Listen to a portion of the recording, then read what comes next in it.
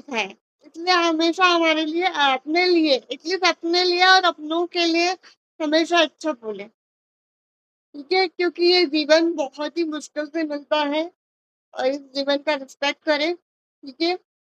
तो ये स्टोरी से विनीता मैम क्या सीख मिली आपको मुझे बताएँगी?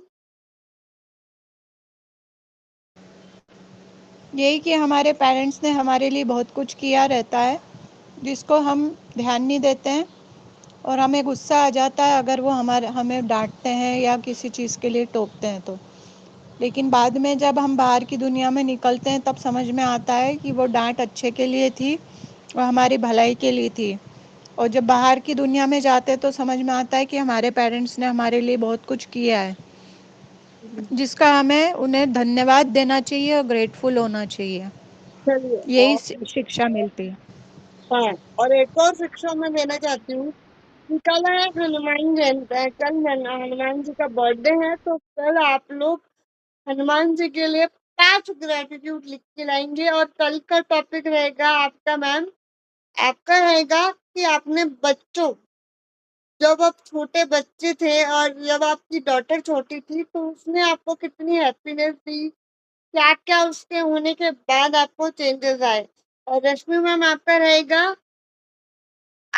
आपको हस्बैंड के बारे में बोलना है 5 लाइन और राम जी के बारे में बोलना है। मेरा टॉपिक रहेगा उन कचरे वाले भैयाओं को थैंक यू बोलना, जो कचरा बीनते हैं पर उनको कभी कोई रिस्पेक्टफुल से देखता नहीं है। स्वीपर हो चाहे कुछ भी हो, उसको हम रिस्पेक्टफुल से नहीं देखते। तो मैं उनके लिए ग्रैटिट्यूड करूँगी, ठीक है? और दूसरी चीज़, आपको हमेशा अपने लिए कभी एक लाइन है कि मेरे लाइफ में चाहे कितनी भी प्रॉब्लम क्यों ना हो, पर ये जब आप स्माइल करते हो ना, तो भगवान भी बोलता है, अरे! इतनी तकलीफ होने के बाद भी ये लड़की स्माइल कर रही है।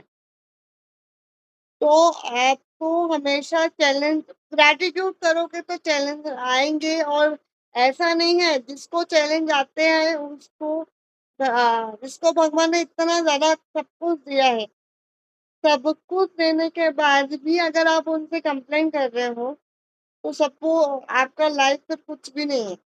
निस्वार्थ भाव से सेवा करो और सबके लिए अच्छा सोचो, तो भगवान आपके लिए अच्छा सोचेंगे, क्योंकि भगवान हमारे अंदर में ही है, ठीक है? तो आप सब लोग हनुमान जी का बर्थडे सेलिब्रेट करने के लिए 5-5 ग्रैटिट्यूड लेके आएँगे और